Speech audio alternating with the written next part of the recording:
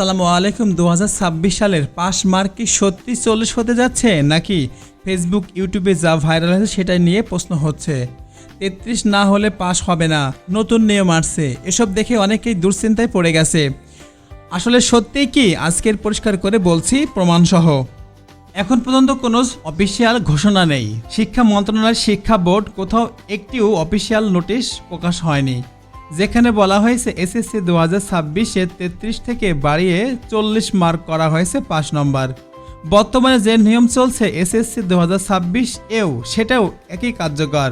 মোট নাম্বার 100, 5 নম্বর 33, grading system 80 থেকে 100 A+, 70 থেকে 79 A গ্রেড,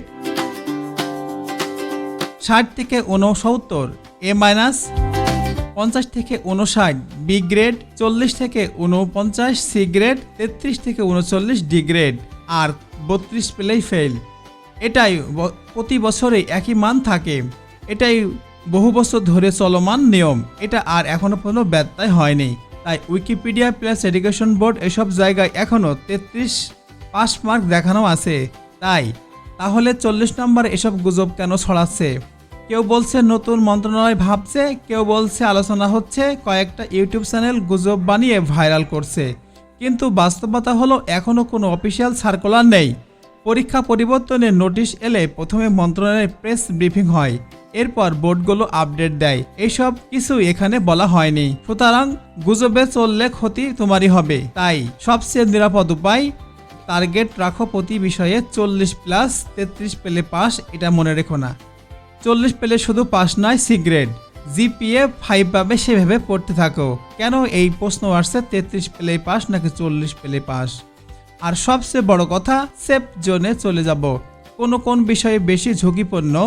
গণিত, ইংরেজি, বিজ্ঞান এসব বিষয়ে 33 থেকে 35 পাওয়া স্টুডেন্টের সবচেয়ে ঝুঁকি থাকে। নিয়মিত কোথায় আপডেট দেখবেন?